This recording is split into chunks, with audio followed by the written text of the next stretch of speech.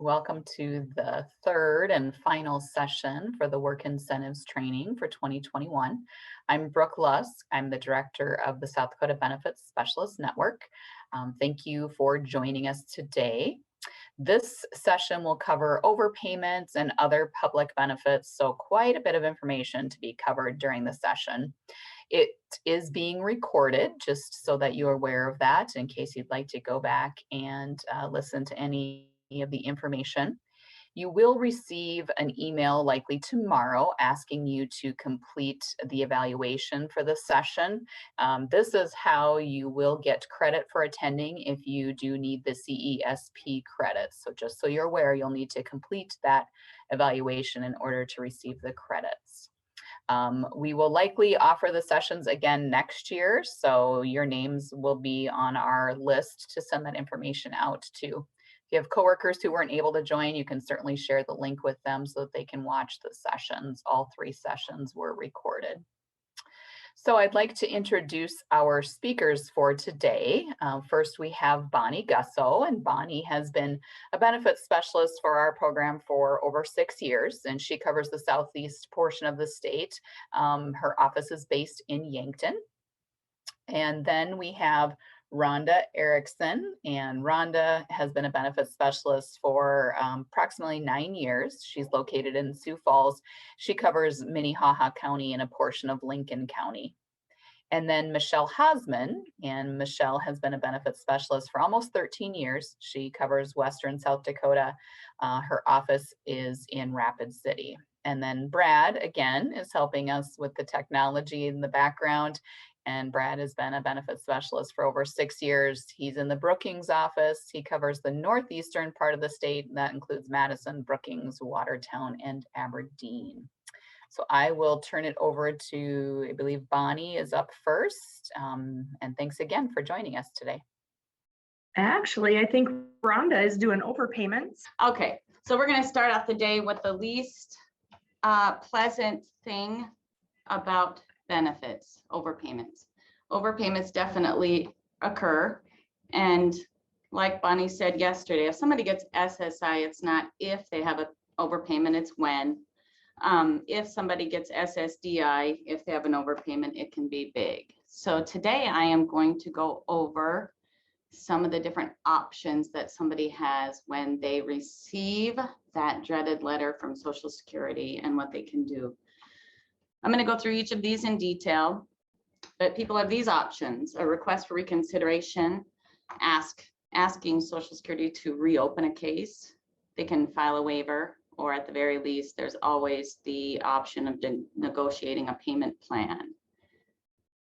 But first, before I go over each of those, I'm going to kind of go over some of the different things that can cause an overpayment. There's lots of them, of course. It seems like it's never ending, but if somebody is getting SSI, Barry went over that benefit, and Social Security looks at literally everything to decide if a person gets that benefit and how much they get. And because there are so many things that affect that benefit, so many things can cause an overpayment. One of the most common things that I see is that $2,000 resource limit or amount. Lots of different notices for that. The other thing that I see is when somebody is living with a parent or a relative, if they're not paying their fair share of the living expenses, when Social Security does that yearly review, they are going to decide if they have paid it or not. And if they haven't, they're going to owe money back for the entire year or two that they have reviewed their situation. And then if somebody gets SSI when they start working, that can cause a delay in the adjustment, and they can have an overpayment. Some offices absolutely apply the 2-month delay. So working will cause less overpayments in those areas, but some places, some offices don't do that 2-month delay. And so everybody who starts working is going to have an overpayment initially, it seems like. And so when somebody gets SSI, if it's because of work or food or shelter, overpayments happen, but the average amount of overpayment that I see is anywhere from $100 to $3,000, and that's a lot of money for somebody getting SSI. If it's for resource issues, it can get quite high, $5,000 to $1,000, or I'm sorry, $10,000. But not too much, not too bad. But if somebody is getting SSDI, one of the things that affects that check is job or work. The only thing that affects it is work. The other thing is that they continue to have a disability. But if somebody has an overpayment, then it's all or nothing for that program. If they're in their EPE, they can owe an entire month of check back. If they're outside of their EPE and somebody went over that limit 3 years ago, they owe 3 years of checks back. And those overpayments can be very large. The average overpayment amount that I see for somebody who gets SSDI is $25,000 to $40,000 is the average amount of overpayment for that person. I've seen anything from $10,000 to $70,000, but 30 to 40 is the average. So it can get very big. And so anybody who gets a notice of an overpayment, that is a stressful situation. And for some people, it's catastrophic if they stop getting their check. But what I tell people when I get that call is that there is something that you can do. There's always something that you can do. And so we need to look at that situation and help them to identify what they can do. One of those options is the request for reconsideration. This is the most successful appeal option in my experience. When somebody submits this, they're saying, no, you are wrong. I was not overpaid. I don't think that I was overpaid. I don't owe that money back. People have 60 days to submit this appeal, so it is time sensitive. When somebody is going to submit a request for reconsideration, they have to have proof and evidence. They need to have detailed evidence to show that Social Security was incorrect. So when I get that call, if somebody is getting SSI, and if it is because of income, I'm going to have them come in. We're going to look through the detail of that letter. I'm going to have them bring in their pay stubs so that we can see if Social Security was correct or not. If they weren't correct, then that is a great case, and you gather that detail and submit it with that request for reconsideration. A lot of times I see an overpayment for resource issues, and in this area, I see that they don't take into consideration excluding back payments or tax returns or the stimulus payments now. And so I will have the person bring the letters, their bank statements, and that is great information to submit with a request for reconsideration. If somebody is getting SSDI, and if they did not submit their pay stubs when they had a work review, Social Security is just going to ask the employer to give them a total of how much they were paid. That doesn't give them the detail to identify when the person worked to earn the money. So if that's the case, then I'm going to have the person bring in their pay stubs, bring in the letter, and we're going to gather that detail. But another thing that we're going to look at is any of the work incentives, the out-of-pocket expenses that can be a deduction, the subsidy situations. If somebody has a developmental disability, a lot of times those are occurring. It's just that people don't know that those are available to identify. If somebody is getting SSI, the IRBs again, or especially the student earned income exclusion, that is something that Social Security doesn't always keep their eye on every month. If any of those situations are going on, then a request for reconsideration is the way to go. And it is time sensitive, 60 days. And so people really need to gather that information quickly. But if somebody has missed that 60-day timeline, and if a request for reconsideration is what the person should do, they can always ask Social Security to reopen a case. The person has to have a good reason for missing that 60 days or have new information. Now, when a person asks Social Security to reopen a case, Social Security gets to decide if they're going to do that or not. If they do, great. If they don't, then the person has no recourse as to, arguing why they think that they should have. They're just out of options at that point. So this is an option, but this is only available up to 2 years after that 60 60 days. If it's been longer than that, they really have no option whatsoever. A waiver, and we'll talk about that next. So if a request for reconsideration is not an option, or if the overpayment is very, very old, then the person can file a request for or a waiver at any time. They can do this anytime more than once. And this appeal option is saying, yes, I owe money, but it wasn't my fault and I can't afford to pay it back. And if somebody submits the waiver or the request for reconsideration, Social Security will stop trying to recover that money or get that money back until after they make a decision on that appeal. The waiver is a little harder to win in my experience. The person has to meet two parts of that appeal. They have to identify that it was not their fault. And that is very difficult. If the person wasn't reporting, if the person is getting SSI and they weren't submitting their pay stubs each month, they're not going to get this, they're not going to win. If a person is getting SSDI, reporting means that they definitely should have called and updated their situation. If they didn't do that, they're going to have a hard time winning this. If a person has had other overpayments in the past, they're going to have a hard time winning this too. But if somebody had a rep payee and the rep payee didn't report, then they have a good case. If Social Security made a mistake, then definitely this is the way to go.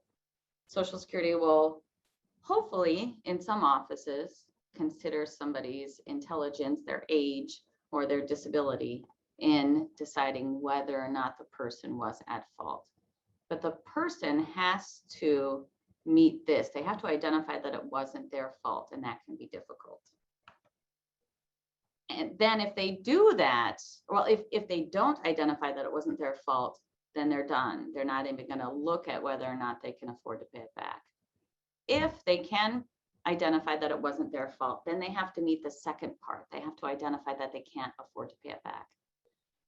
And anybody that we're working with is going to say, well, obviously I can't afford to pay it back, but Social Security isn't going to just take their word for it just because they're getting benefits. They are going to have them submit some detail. Now, if that overpayment amount was under $1,000, and if the person meets the first part that it wasn't their fault, asking them to consider it an administrative waiver is very, very successful. I've had that happen in Sioux Falls, and it's difficult to get the waivers accepted here.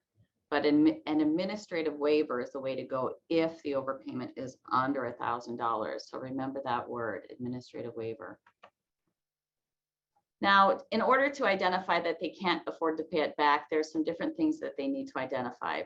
If somebody is getting an SSI check each month, then they automatically meet the part that they can't afford to pay it back. If somebody is working, not getting a check, but still eligible, the fact that they're not getting a check in this area in Sioux Falls has been an issue. They don't automatically meet that test. If somebody is getting SSDI, they don't automatically meet that. They have to fill out a form that identifies that their income versus their expenses are enough to where they don't have any money left over each month. So they do have to provide some proof, and they can't have more than $3,000 in resources. Now, resources again can be retirement accounts, 401k accounts, and if somebody has those, they're going to have a hard time winning the waiver, identifying that they can't afford to pay it back. Now, if somebody has an overpayment, a lot of times they will equate that with the fact that their check stopped, and that's not always the case. If somebody is getting SSDI, then a lot of times if they have a $20,000 overpayment, their check is definitely stopped. But it doesn't have anything to do with the fact that they have that overpayment. It's because they were outside of their EPE. And if somebody's SSI check stopped, it's not because of the overpayment, it's for a different reason. So a lot of people think that that overpayment is why their check stopped. But if somebody is getting SSI and they have an overpayment, Social Security will automatically withhold 10% of that person's check until that overpayment is paid back. 10% is the most that they can withhold. People can ask Social Security to withhold less than that each month if they can't afford it.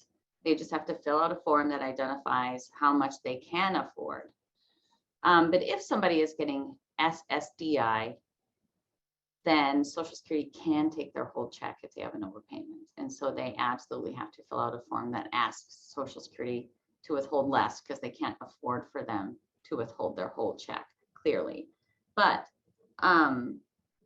if somebody has an overpayment, that's it's not necessarily why their check has stopped. And sometimes we need to really go over that with people so that they have a clear understanding of what caused that. That's one of the hardest things, is figuring out what caused that overpayment. So if somebody filed a request for reconsideration and lost, or if they filed a waiver and lost, then at the very least, people can always negotiate a payment plan with Social Security to ask them to withhold a certain amount each month.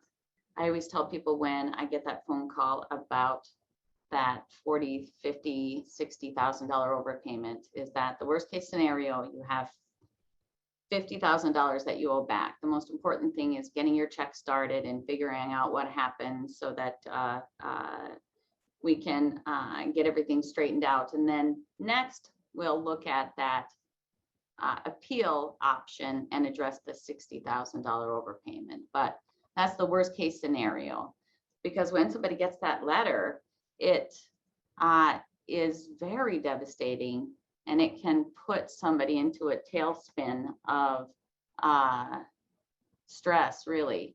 And we want to avoid that at any cost. So if somebody meets with a benefit specialist on a regular basis, hopefully that will prevent overpayments in the future. When somebody is getting SSI, we are going to review the fact that when you start working, an overpayment is highly likely, and don't stress out about it. That's how the process works, and expect it. Bring it in so we can look it over and make sure that it's correct, but don't stress out about that letter that you're going to get in a month. If I get a call because somebody's check has stopped, that is a big deal. It is an emergency. And again, the most important thing is getting that check started again. And that's by using the expedited reinstatement work incentive that Bonnie talked about last week, and then addressing the overpayment second. The most important thing is getting that check started. But anytime somebody has an overpayment, their first inclination is to quit working. They think that working caused the overpayment, and maybe it did, maybe it didn't, but quitting your job isn't going to solve the problem. That will just make things worse, because they'll definitely have less income each month to live on until they get it straightened out. So I guess that's a quick overview, but overpayments are very stressful, very unfortunate, but sit down with a benefit specialist, because we can help them to understand, number one, what the overpayment was for and what they can do to get things back on track, or to maybe potentially fix it. And then I'll do it. Are there any questions? I'm not seeing any in chat, but if anyone, you turn off your mute or type your questions into chat if you have any overpayment questions for Rhonda. How far back can the Social Security Administration go for an overpayment? If a person was on benefits for 10 plus years, and in year 11, is it possible that a letter could be sent to that person for an overpayment, say in year 1 or year 2? Yeah, Social Security can go back years and years and years. I saw an overpayment notice for somebody for, I think it was like 1986, and that was about 5 years ago. So they can go back a long, 10, 20 years. I'm working with the gentleman, just met with him today. He has an overpayment notice for 2012, but then in a letter, it identifies an incorrect payment amount going back to 2006. So yes, you just never know. And you have 15 days to respond back to a letter. Social Security, they can go back years and years and years. So yes, that is a possibility. And unfortunately, I've seen that. No, that's a really good question because I know we all see it happen. So anyone else? Yeah, I have a question. Sure. I have somebody I'm working with that got a letter saying that was entitled to Social Security, but they held back his benefits from March 2019 through March 2021. They withheld $24,618 in Social Security benefits. And we withheld $24,618 in Social Security benefits. And he will receive $10,914.86 around May 6th. Did he just become eligible for benefits? No, he was on SSI. Okay. Looks like he's, Yeah. we've got a SSDI letter Yeah. now too. Yeah. So So what what's going on? what I'm guessing happened, and what you should do is just give me a call, but what I'm guessing happened is that person started getting SSI. They worked throughout the years. Now they're eligible for SSDI. Young people get those credits much faster. And so when they finally see that somebody is eligible for SSDI benefits, they catch it after the fact. So they go back a year or two and say, we should have given you SSDI for the last 2 years. We didn't, you get it. But since you are getting SSI over the last 2 years, we're not going to give you the entire amount of SSDI because you already got one benefit. Right. SSI is affected by the SSDI. So they're going to give that detail in the letter. We should have given you this. We're withholding it because you got another benefit, but you are going to get this amount. And so, yeah, that letter doesn't make sense. I'm guessing that's what happened, but I think I can look over that letter for you and decide if that's correct or not. Yeah, a lot of times it sounds like it is correct, but Okay. Are they going to be depositing $10,000 into his account? And he's got how much time to spend that? if he's And what not if getting it's a any, mistake? if he's not getting any SSI anymore, he's going to get it all in a lump sum. If he's getting SSI right now, they're going to give him that money in increments, $2,300 right now, $2,300 in 6 months, and then the rest after that. But I can take a look at that letter and see if it's correct, tell you yes or no, tell you if there's any issues coming up. I was That's a just very going to say the specific same thing. situation that I see on a regular basis. I don't know, but Yeah. They I'll must have done email a it few of those. Yeah, I highly recommend that you work with the benefit specialist, because now they have to learn a whole new set of rules, from SSI, over to SSD. I just had one too, so they must be reviewing them lately, because I think Ron and I both have had one of those, so that was a really good question. Many of those, yes. And 9 months, right, Rhonda? How long? 9 They'll get months, their if 10,000. somebody gets a back payment, it's 12 months if somebody gets a tax return or the stimulus payment. Yep. Mhm. So it won't count towards their Medicaid for their resource limit for 9 months. Okay, Alrighty. thank you. I think Michelle is up next. All right. Hi, everybody. My name is Michelle, and we're going to go over the other public benefits.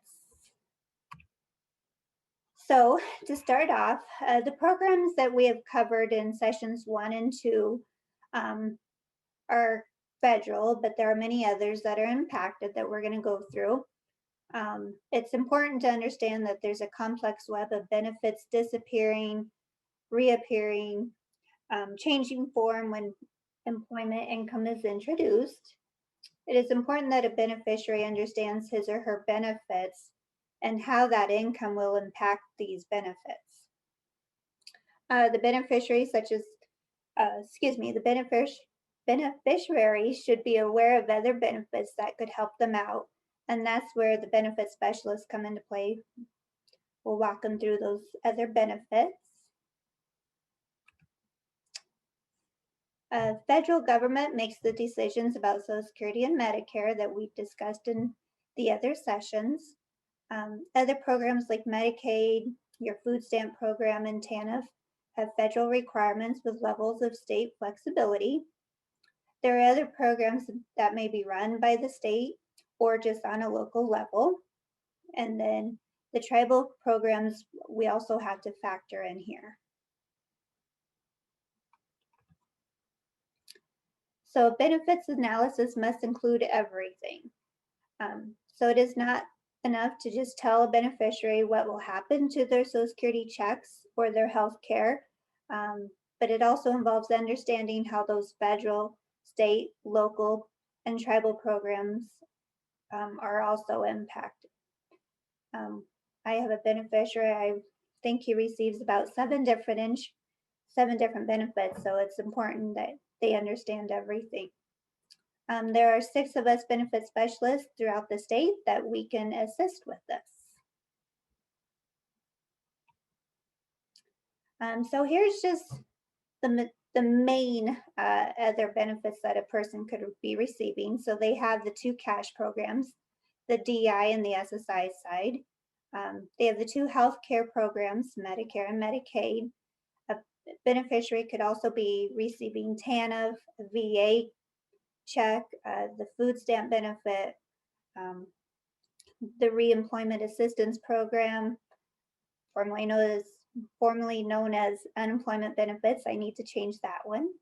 The workman's comp, low income heat and energy assistance, and the earned income tax credit. And like I said, I have a beneficiary that I'm working with that gets the both cash programs, both healthcare programs, food stamps, energy assistance. So as he's getting ready to go back to work, he's met with me just to kind of say, all right, what's going to happen to all my different assistants? And so he has a heads up. He can make that informed choice of going to work once he knows more about how all these benefits are going to be affected by bringing in employment income. A decision to work is complex. All these programs work differently, but they all have that same impact on a beneficiary's outlook. Benefit assistance and counseling is about assisting the beneficiary and understanding how all of these pieces fit together and what can be assessed to support their decision to go back to work. So here, the first word that you guys will need to know for like your survey for certification, the word is graduation. So remember that word. So the first public benefit we're going to discuss is housing. It has programs in all levels of government. Availability varies in different areas, and eligibility rules can vary depending on how the program and who is funding it or how it is funded. Usually rent is based on 30% of income up to the market value. Depending on the type of housing subsidy involved, there are work incentives that may apply. So we're going to discuss the main work incentive on housing here. So this work incentive is called the Earned Income Disregard through HUD. It is a work incentive that the local housing authority must use if that person is eligible. It is not a voluntary program. It applies to 5 types of subsidized housing for which the person must have a disability. And the disregard depends on the type of housing subsidy.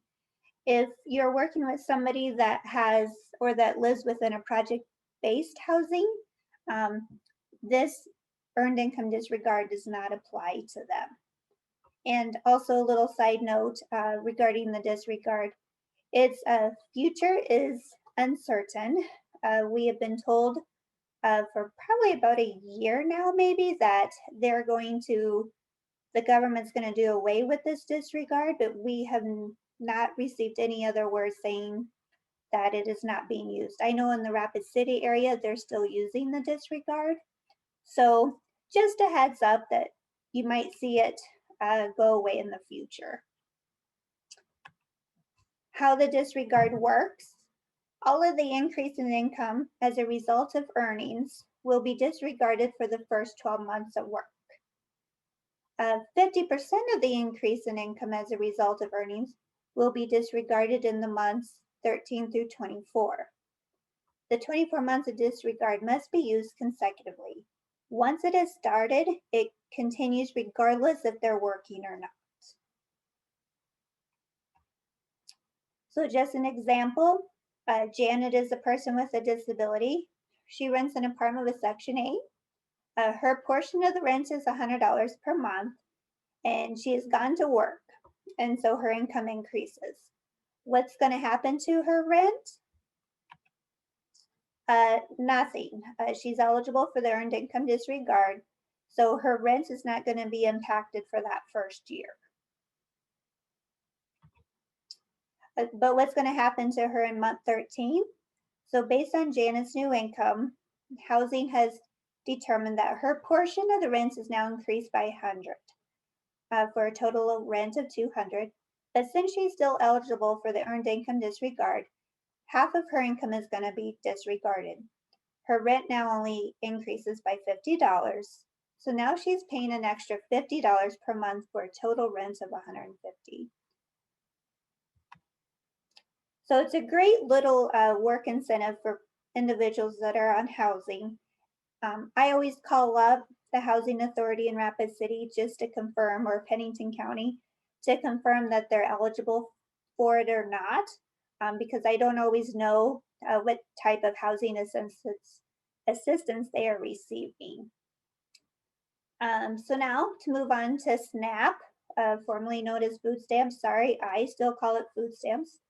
But it's the Supplemental Nutrition Assistance Program. Just a general little overview, it helps low-income people buy the food they need to stay healthy while they work to regain financial independence. It's to provide a supplement to a person's food budget.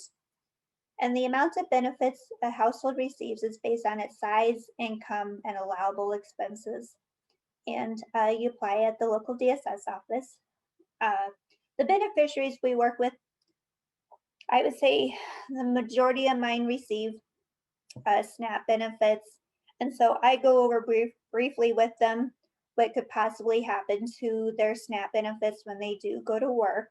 But I always refer them to talk to their DSS caseworker to confirm everything and to report that they are working. Energy assistance, another little public assistance program that the majority of my beneficiaries are receiving. Energy assistance funds are distributed on a first-come basis.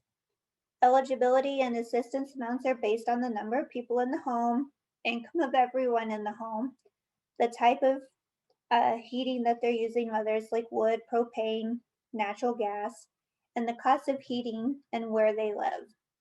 If they are eligible, the payment is made to the energy supplier. And again, they apply for this at the local DSS office. The earned income tax credit. It's an important benefit providing a financial boost to working individuals and families. They must meet certain qualifications and file a tax return, even if there is no other filing requirement or that they owe no tax. To receive the credit, must have income from an employer, self-employment, or from some other disability plan. And the unemployment insurance. So it's now referred to as reemployment assistance here in South Dakota. It provides temporary financial assistance to people who have lost their job. Eligibility for benefits is based on the wage that they have earned. And in order to qualify for benefits, they must be able and available to accept full-time work. I know that's a big thing right now during this pandemic. And speaking of pandemic, so pandemic benefits, some may be eligible for an extra $300 a week on top of their regular RA benefits. The requirement that workers filing for unemployment must actively search for work to be eligible for benefits. has been waived for this part. Benefits extended beyond normal 26 to 39 weeks. And I always tell them to refer back to Department of Labor regarding this, regarding the pandemic benefits. I believe I heard that it has been extended until September 4th or 6th to receive these benefits of this year. The impact of reemployment assistance on the SSI or DI side. SSI will count reemployment assistance payments as unearned income, impacting the SSI benefit dollar. And the individuals who receive SSDI will have no effect on their cash benefits as a result of receiving reemployment assistance program assistance. And that's it. Anybody have any questions? I know that was quick. I have not seen any in the chat, Michelle. Did you get any message to you? I did not, Okay. that I see anyways. You guys can always reach out to us if you do have any questions though regarding these other benefits. Yeah, and I'd put in the chat that, you know, the area that I cover is still using the earned income disregard. The last time I checked, I know I've talked to Yankton, Vermillion, and Mitchell areas. So I think what happened is other priorities came up when this came up in Washington, D.C. And so it just was able to be, oh, Margaret, did you have a question? Yes, I do. Okay, so that for that tax credit, if I'm listening correctly, for the subsidized housing, shoot, you just went over. The earned income tax credit, but you had unemployment. Okay, so but you had to file your taxes. My son is an adult and we don't file his taxes even if he doesn't get anything back or not. It's for that is it subsidized taxing or whatever credit? Will he still receive credit? Yeah, will he still receive that? Or no? So I need to file? Yeah. So is it too late to do all that stuff? You know, I'm not a tax person, so we just tell someone to follow up with the tax agency, I guess. And I usually tell them, you know, do it as soon as you can into the next year. I usually tell mine by the end of March, have it done. Just usually, I know regular taxes, you can go into April, but I always tell them to at least do mine by the end of March as a deadline. Okay, I'll look more into it then. I was just curious on how that would affect him and how it won't affect him with this epidemic this year. So, yes. Okay. I do know that they've extended the deadline to May 15th. Yeah. Oh, thank you. I can share that much because my kids were filed kind of late, but yeah, I personally encourage everyone, no matter how they say, well, my child's income is not, you know, enough. You know, they really don't have to file. I'm like, well, I just encourage everyone to file because that is how the stimulus checks found people, you know. And well, he didn't have any problem getting those, but yes, I guess I'm gonna start doing it from now on. You never know what happens. So that earned income tax credit, they can't know that you have it if you don't file, you know. Yeah. So, okay. Sounds good. Thank you. Yes, thank you.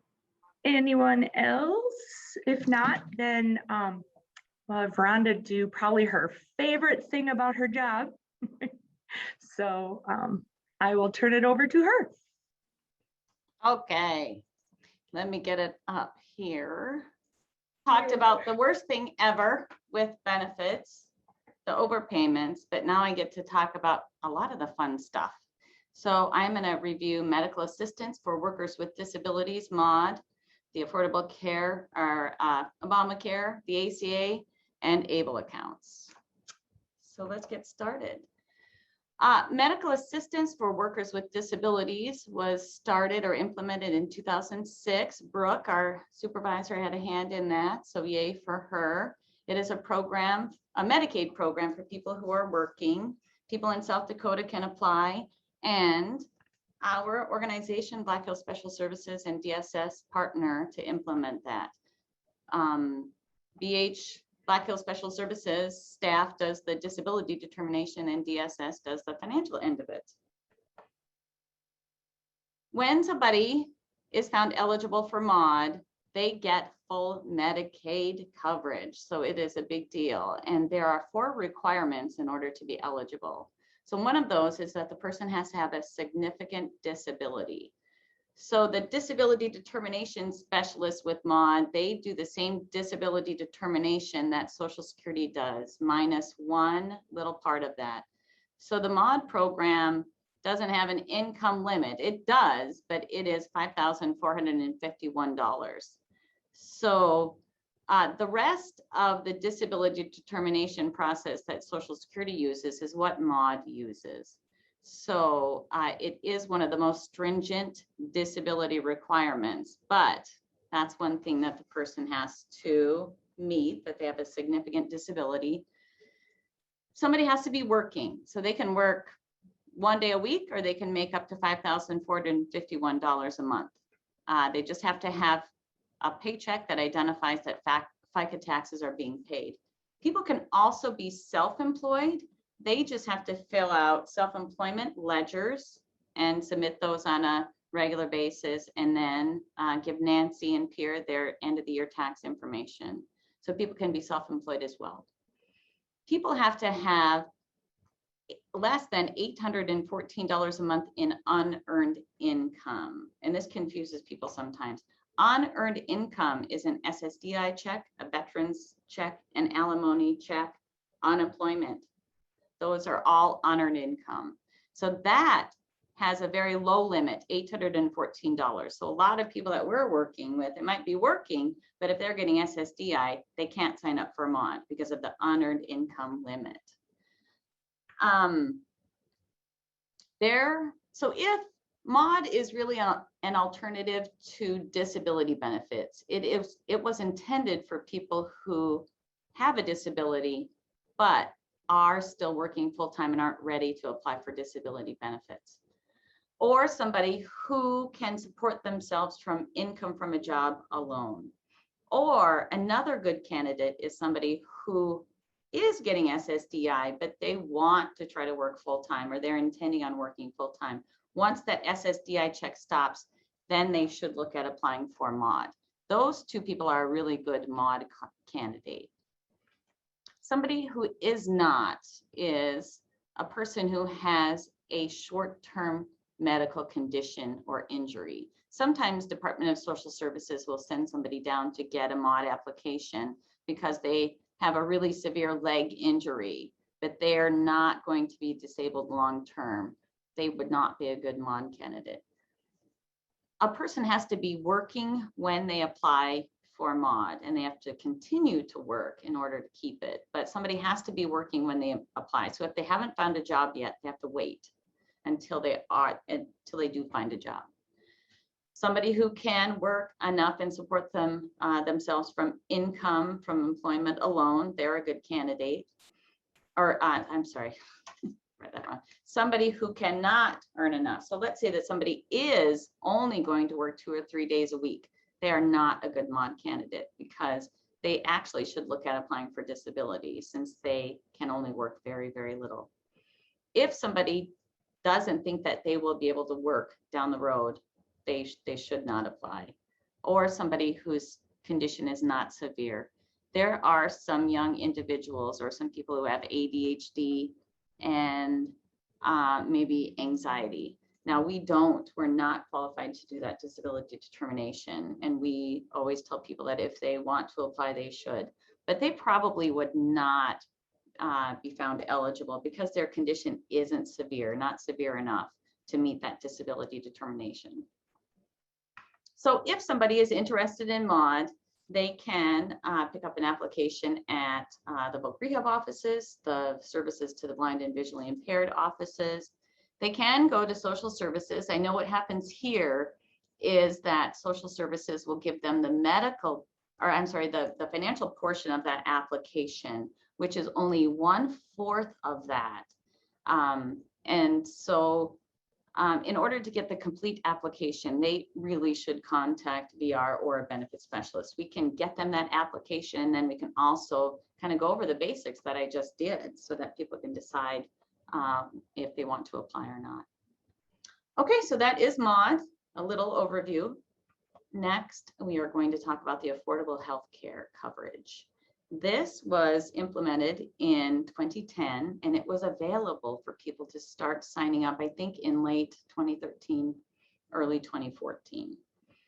So what the affordable health care does is it gives people subsidies to help pay private health insurance coverages if they're within a certain income guideline.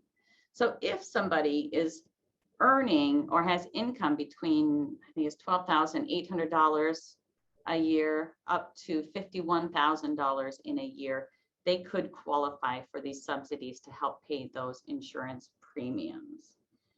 Now, if somebody has less than $12,000 a year in income, what was supposed to happen was those people were supposed to get full Medicaid, but some states expanded their Medicaid and some did not. So South Dakota did not expand their Medicaid.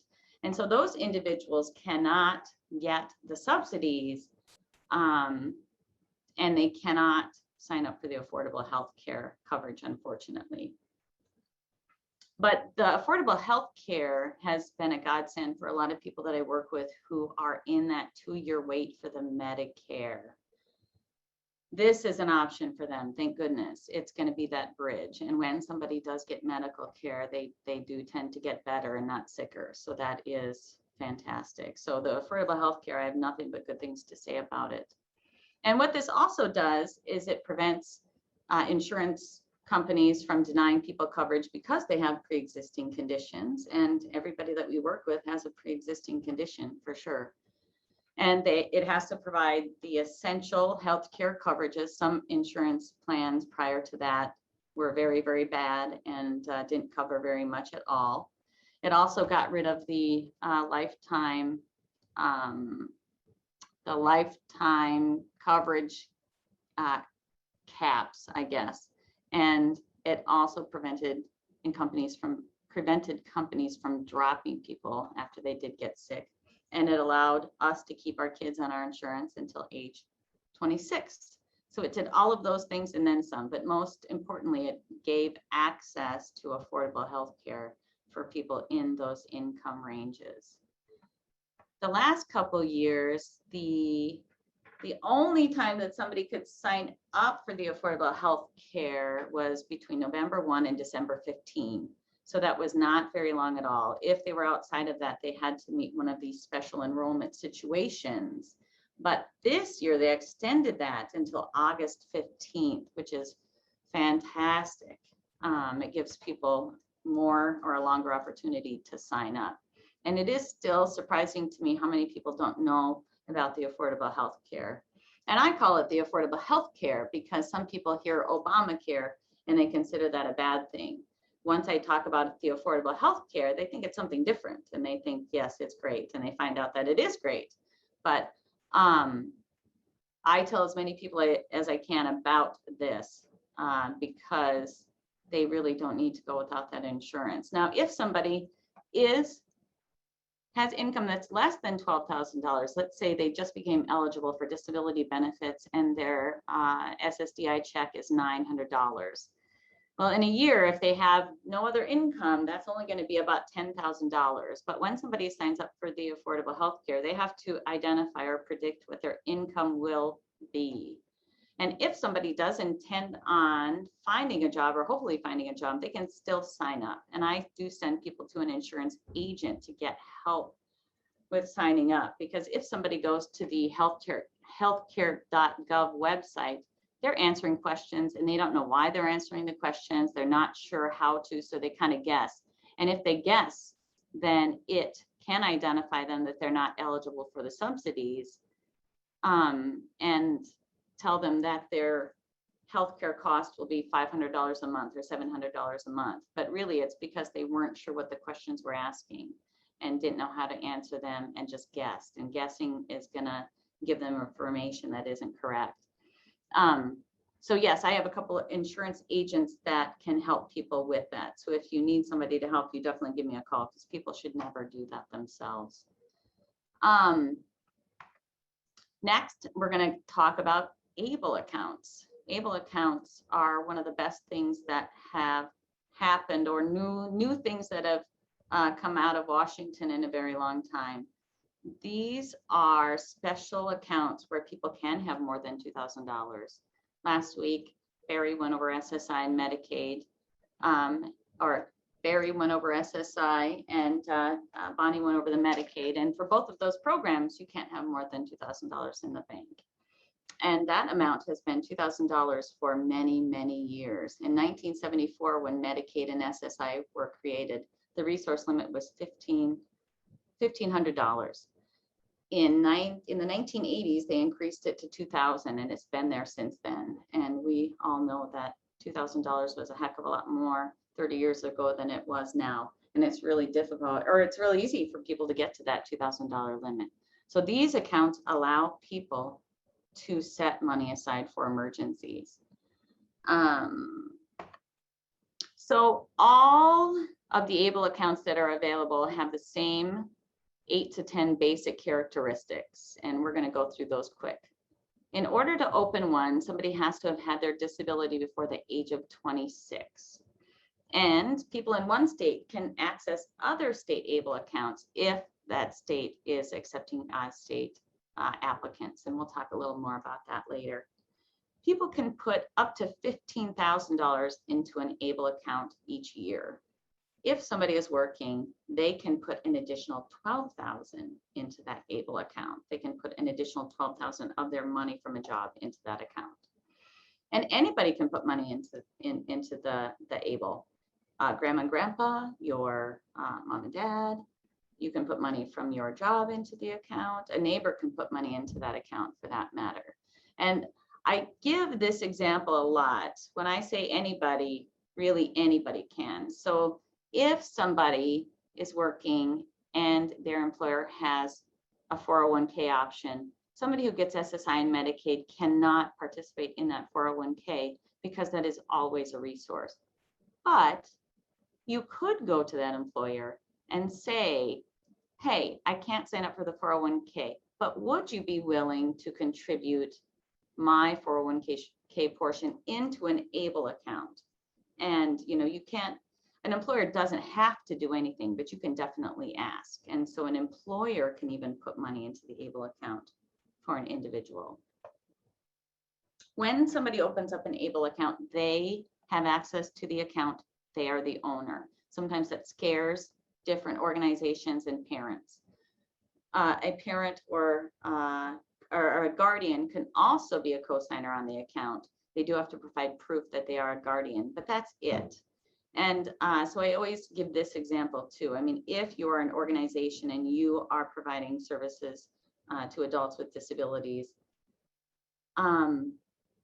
a lot of times they will identify that the person can't open one because the organization can't be a signer on that account.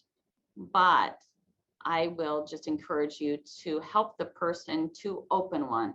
They are the account holder. They are held responsible. But I would treat the ABLE account like you would any other program or goal that the person has.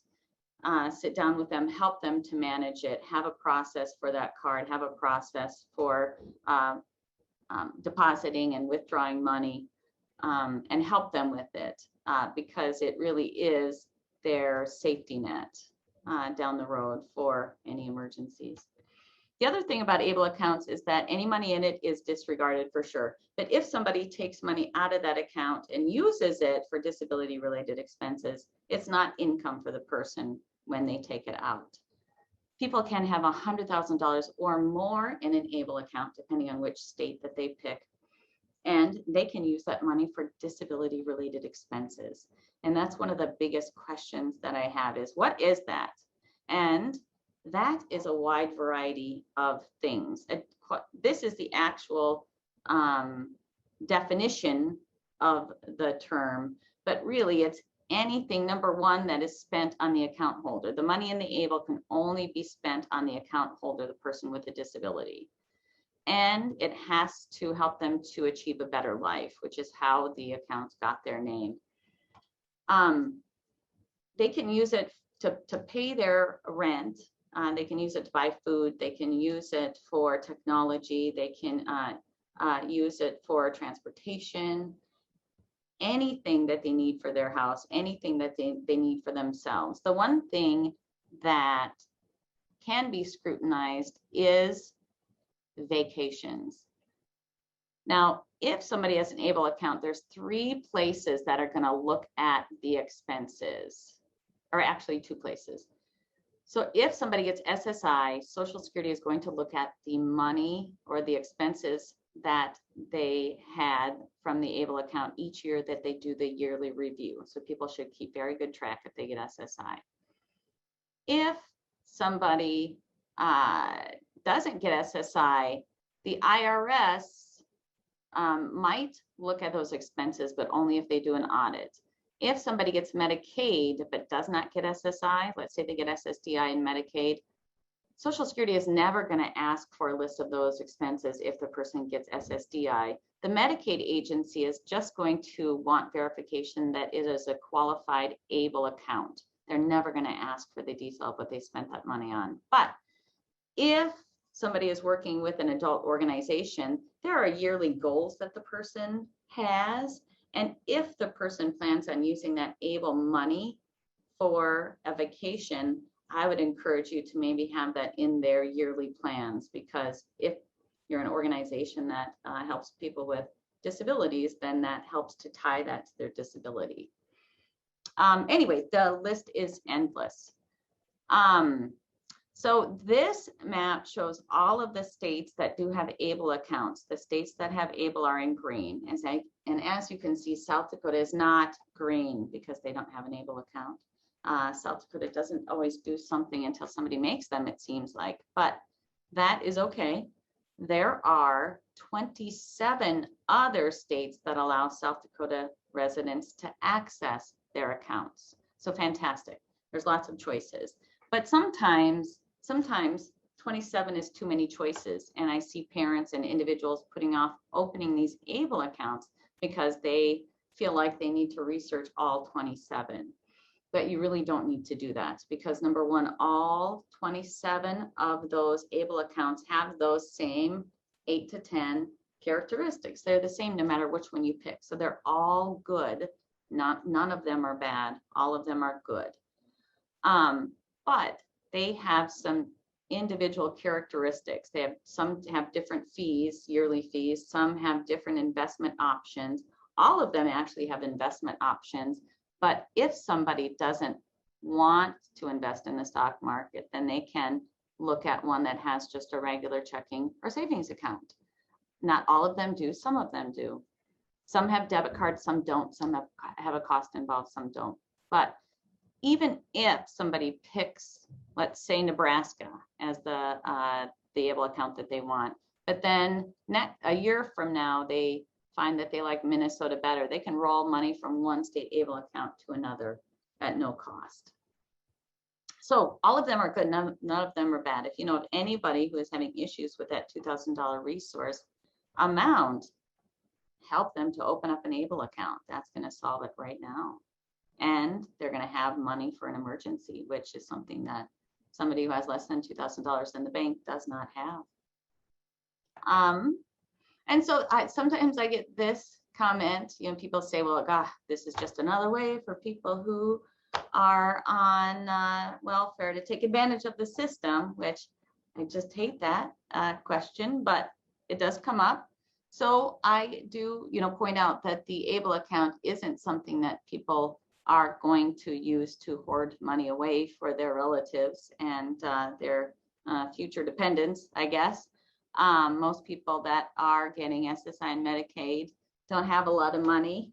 But the ABLE account, the purpose of it is for people to have a better life while they are living, to use it while they're alive. And most of them have a Medicaid payback provision, like an irrevocable trust.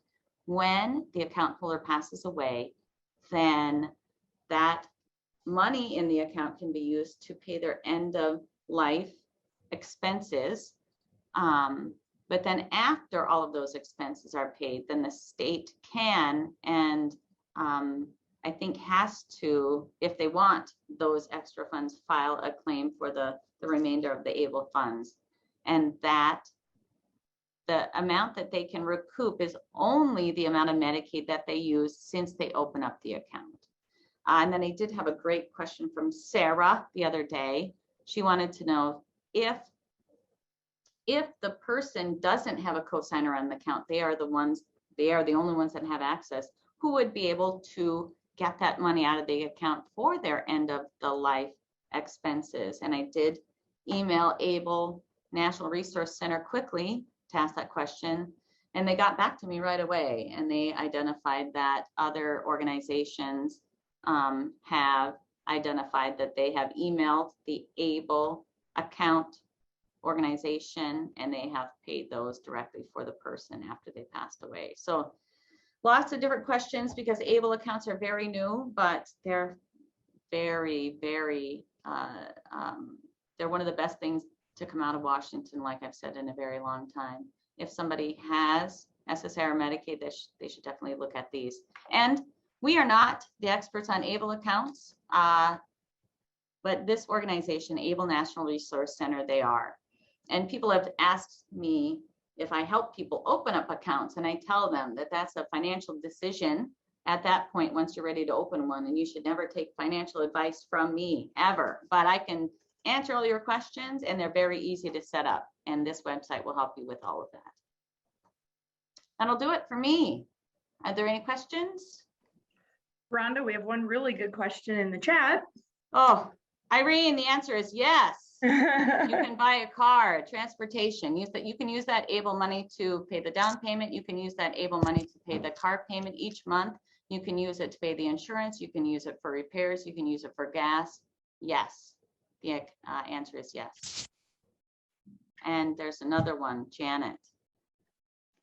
ABLE account question. So if a person has set up and has up to the $100,000 limit in it, needs to go to a nursing home, the account amount is not a countable resource if that person was to apply for long-term Medicaid assistance at the nursing home. Question. So yes, if somebody has an ABLE account, then if the person is getting SSI, no matter what ABLE account that they pick, once they get to $100,000, the SSI check is suspended. They don't lose eligibility. Their SSI check is suspended.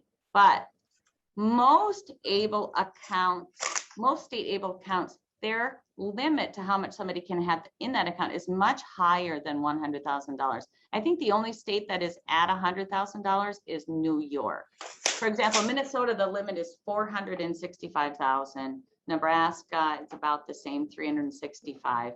But yes, Janet, if somebody has an ABLE account, if they need to go into a nursing home, anything in the ABLE account is excluded when they decide whether or not somebody can get that nursing care, because nursing home care is usually Medicaid. So yes, yes. Good question. Mm-hmm. Any others? Anybody else? Yeah, you can unmute. Well, you can put it in the chat and one of us can answer it if you think of it down the road. Okay, thank you. Thanks, Rhonda. So Rhonda is a little humble. We consider her our ABLE expert. So, it's definitely one of our favorite parts of benefits counseling. And just, we talked about it earlier, it's a way for people to not have to just stay what we call parked on benefits. It gives them so many opportunities to earn income and to grow a savings account. So ABLEs are a pretty big deal to us. So, all right, everyone. Looks like we are going to get done early today, which is good. We have one more session here. Let me get mine pulled up. It's supporting beneficiaries who work. All right. Can everybody see that okay?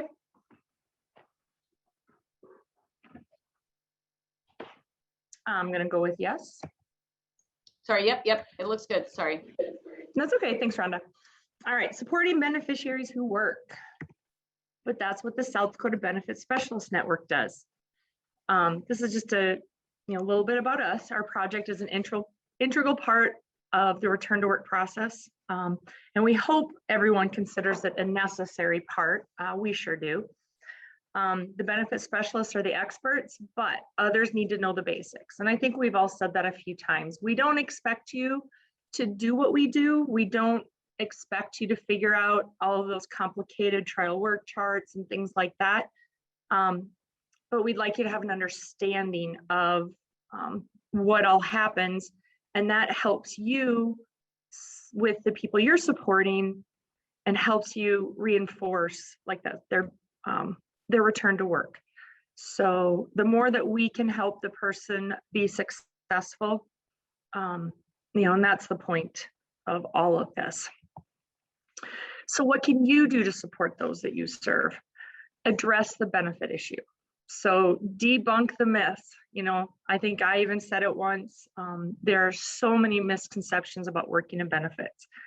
I hear all the time that, well, the lady at the store told me that her cousin's aunt said that if you work 1 hour a week, you'll lose all of your benefits, and I know we all hear that out there. And I know you guys also are up against those myths. And, but the more that we can reassure people and just, say, no, that's not true. That's not true.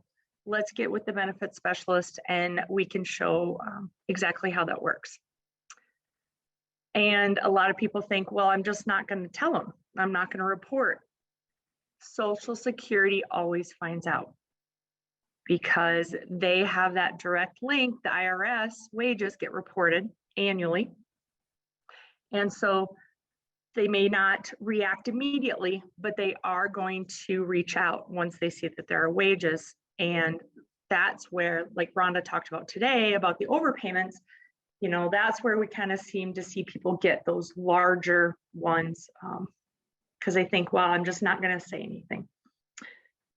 And what else can you do? You can refer to your benefit specialist. Be involved in that process. The more people that understand what is happening with their benefits, the better. I love to have a room full when I go over someone's benefit summary and analysis. So the more people around the table that can just reinforce and encourage that person. Remember when we met with Bonnie and she said that you're better off, or look what about, I'm losing my words here, but that total outcome that we put on the SSI calculation sheet. Sometimes we just got to point that out because that person's focused only on, well, my SSI went down, and so the more that we can all be involved and the more that we can help, the better. Read and reinforce that benefits analysis. Attend the meeting when the benefit summary analysis is reviewed. Encourage them to review it often and call us with any questions. And when we get done here, I did attach a sample one that I will go through kind of quickly, but just so you kind of know how to understand the flow and everything that we put in those. And then make a plan. The most successful return to work cases have a plan in place to manage those benefits. Help them with any work incentives and reporting obligations, the pre-planning. And that's what we talk about. The importance of referring someone to us is informed decisions. I like someone to have it right in front of them. And if A happen, if you do A, B will happen. If you do B, C will happen. If you just lay out all their options, so there's no surprises. I think that's what kind of gets people upset sometimes, and understandably so, that they didn't realize, or I've heard that a lot. Well, I didn't know that's what would happen. And so hopefully by sitting down with us and getting that plan in place and having that information in front of them so that they can make that informed decision, I think it's just going to make the whole process less stressful and more successful. Communication. Stay in communication with Social Security and the benefit specialist. We are here to assist you, but need to know when changes occur. So, we try to get the word out there, when to call your benefit specialist. Whenever you get a letter from Social Security that you don't understand, maybe you haven't talked to us in over a year, please still reach out, ask those questions. We want to help. If there's been a change, if someone's offered a raise, or if they want to switch jobs, things like that, we love to be involved with that. We love to help through that process. And, Social Security, they want to help too. The folks at the local offices, they work hard. They have huge workloads, and it's actually in their best interest. They would rather help, someone before the fact than have to try and figure out what happened afterwards. So communication, call someone and we will help you with the next steps. And when in doubt, ask. There are no dumb questions. You should see some of the ones we probably email with each other. It's probably something we should know, but I'm always ask my coworkers. I'm always shooting that email. Okay, I've drawn a blank, help me out. So we all need to work together. We all need to help each other, and there are no dumb questions. And then keep an up-to-date list of who to contact nearby. With each session, when I've sent out the materials, I have sent out in each one the benefit specialist contact list and also the local office one. Use them, post them, make sure that you're calling someone when you have those questions. And there's our second word. So the first one was graduate, and this one is celebrate. So I thought it was appropriate for the time of year. I know most of the benefit specialists, we either have a high school or a college graduate, hence my hoarse voice today. I think I cheered a little too hard when my son graduated from college on Saturday. So anyways, remember, issues will arise. I don't know anyone who has had the perfect return to work or perfect Social Security benefits experience. They do arise, and most all can be resolved with the right support. So be that resource that your customer needs to get that support. Make those referrals, make those phone calls. Say, well, I don't know the answer to that, but let me see if I can't find someone who does. Keep a who is who contact sheet up in your office and ready to use. We just talked about that. And the benefit specialists are great partners in helping someone have a successful return to work experience. It's very rewarding, and it's rewarding for us. I know it's rewarding to you. And most of all, the people that we support, we know that working is rewarding to them, because it's not only about the paycheck. It's about self-value, getting out in the public, getting back to being social after this last year. I don't know, maybe there are a few of us that enjoyed it, but I don't know. I know I didn't. So that is our last presentation. I am actually going to share some of our handouts from today so that we can go through them. I wanted to pull up the sample BSNA with you. Oh, here's the HUD one. Let's go over that one. Hopefully you guys can see that. I know Michelle went over that. I did include this one. I think it has some really good information. And like I said, all of us, from everything we've heard, they're still using it, but this is some good information. And always reach out to your local housing agency. So, and then this, is only for someone who is on like a Section 8. The earned income disregard is not for the property based, for those that are just paying 30%. Oh, I can just click, this is perfect. Here's the list of all of us. So email us, call us, some of us, mobile numbers. We've all shared our contact information on here, the best ways to get in touch with us. And so we love hearing from you. Here's those Social Security offices here in Rapid, Aberdeen, Sioux Falls, Watertown, and Yankton. Let's see, and just know, like I said, I try to get on my soapbox a little bit every year just to reinforce to everyone that they're doing the best they can. We need to be helping them too, and so their workloads are crazy right now, and I think they take a lot of heat for things that they're not necessarily the ones making the decisions about. So, call us. Hopefully, we can help, and sometimes we can help answer those questions. Let's see here. And then here's a sample benefit summary and analysis. So I'm going to go through it real quickly. Now, I didn't include I needed to make it very vague. So I just kind of made up some things as I went along. So when our process, we're going to do an intake. We're going to gather information. We're going to ask a lot of questions. Well, then we're going to verify things. A lot of times we hear people, well, I get money from Social Security. So when you sign our releases, we're able to send that in and get what's called a BPQI back, which tells us, are they on SSI? Are they on SSDI? Are they drawn off the record of a parent? When did it start? Do they have Medicare?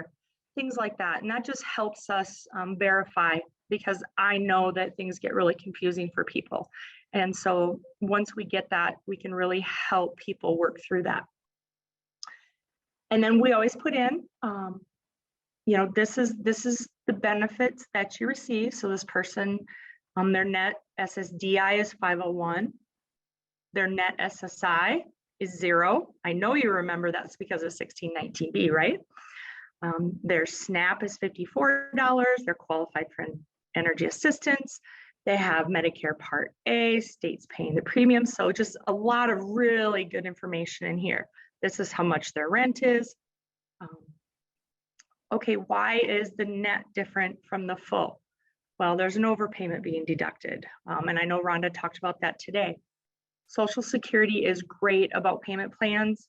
You just have to communicate. So this person has negotiated a $55 payment every month.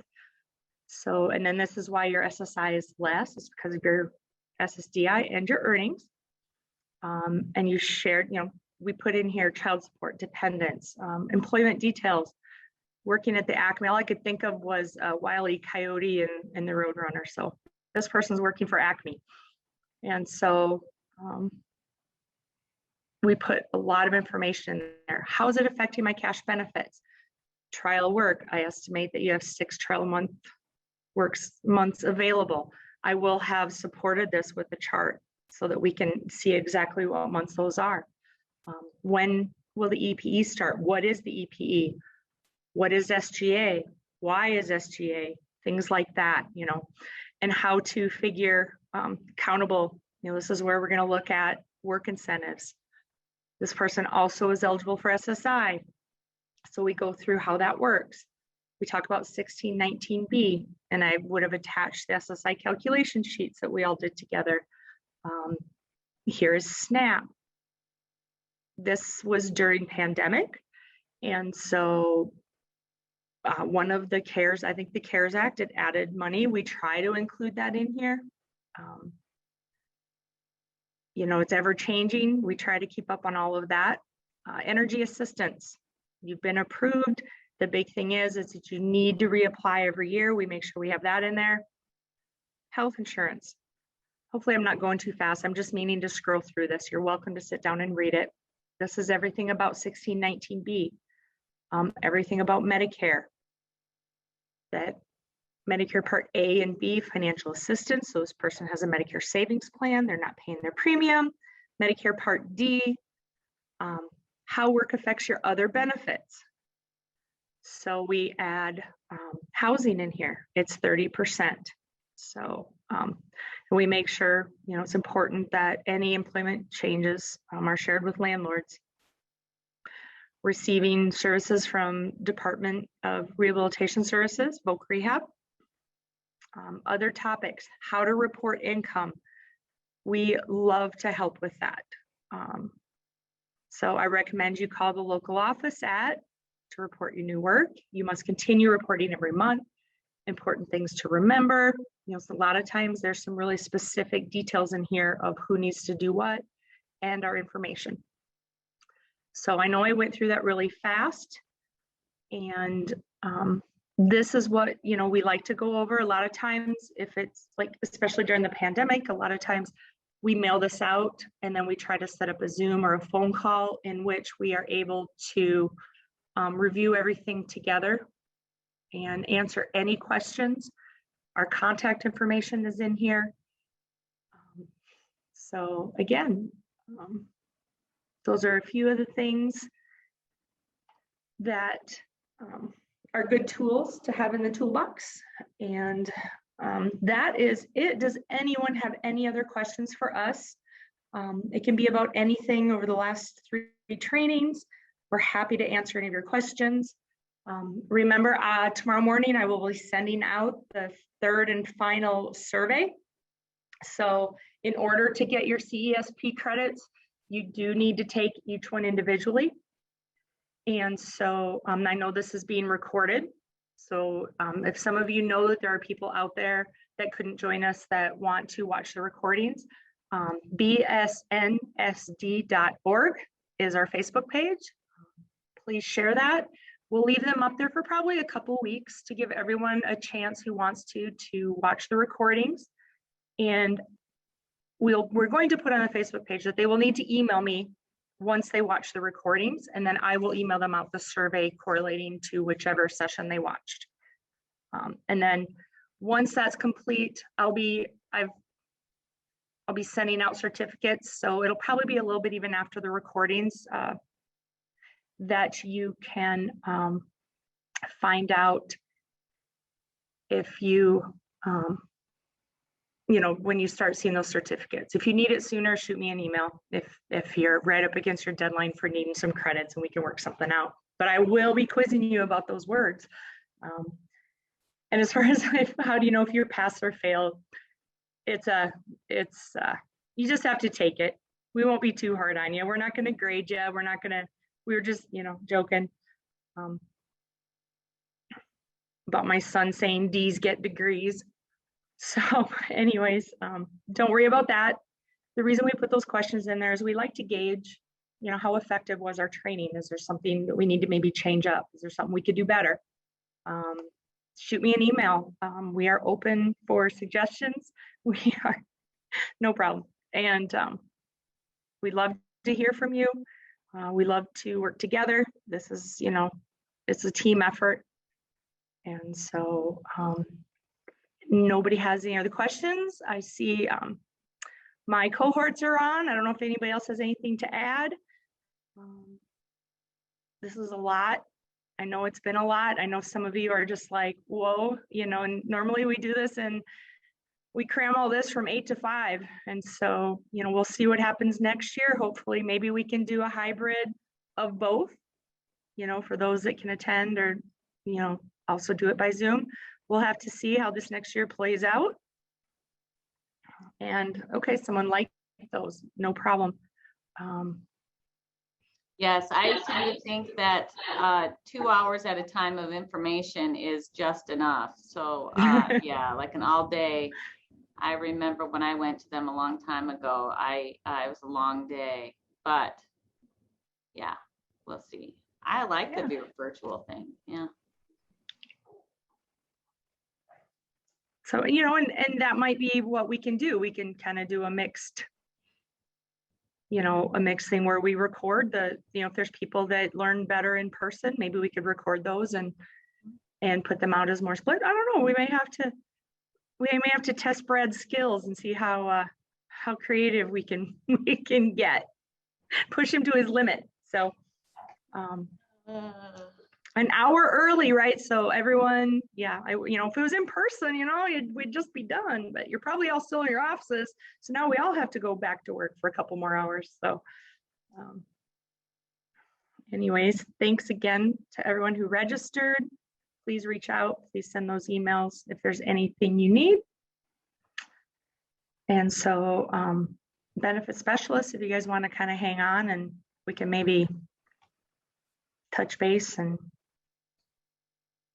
see. Yeah, have a great week, everybody.